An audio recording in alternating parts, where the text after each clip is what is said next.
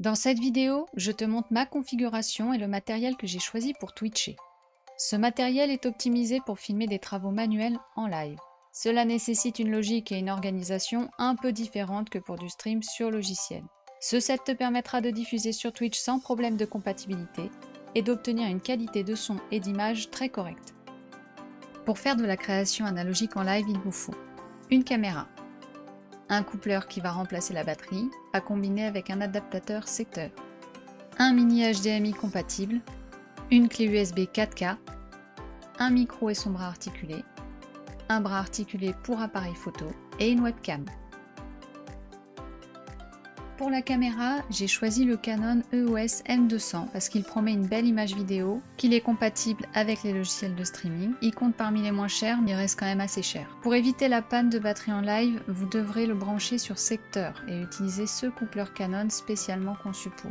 On viendra se brancher au Canon directement par ici.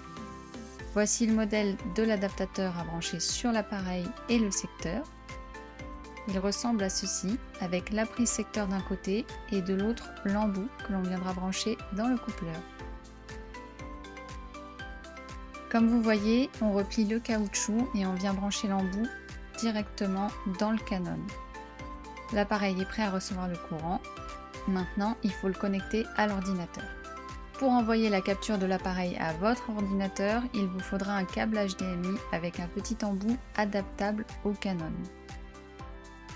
Mais ça n'est pas tout, car pour que votre logiciel de stream capte votre périphérique, il faut une clé USB 4K sur laquelle vous allez brancher votre sortie HDMI.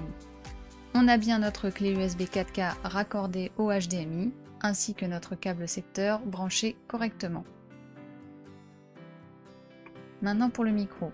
J'ai choisi le Tonor Q9 qui est vendu avec le bras mécanique et l'ensemble de ce que vous voyez à l'écran. Et compte tenu de ce avec quoi il est vendu, c'est plutôt une bonne affaire. Il y a un bouton pour régler le volume et j'en suis franchement plutôt satisfaite. Il se connecte en USB, pas de souci à ce niveau-là. Le bras de caméra maintenant. Selon votre activité, vous pouvez choisir de travailler avec un pied. Je travaille un peu façon banc-titre, donc l'appareil doit être perché au-dessus de moi. Le bras est plutôt solide, mais je pense pas qu'il supporterait le poids d'un réflexe. Comme vous voyez, le bras ne gêne pas nos connectiques, on a bien le HDMI d'un côté, le secteur de l'autre. Pour la webcam, je vous conseille de trouver une attache qui est plutôt pratique et de ne pas viser des webcams trop chères, vendues avec des qualités d'image incroyables. C'est notre source vidéo secondaire, c'est pour ça qu'on a investi dans une caméra. Et maintenant, on connecte tout ça à notre PC. Le micro en USB, la webcam en USB et votre clé 4K en USB.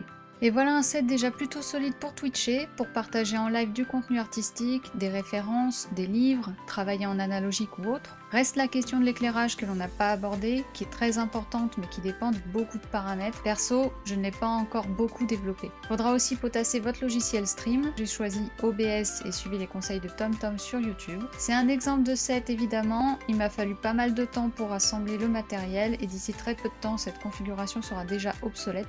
Mais le principe restera le même et on l'espère pas de plus en plus coûteux. C'est fini, si cette vidéo vous a plu, n'hésitez pas à me soutenir en partageant ou vous pouvez faire comme Opium et juste apprécier l'instant présent.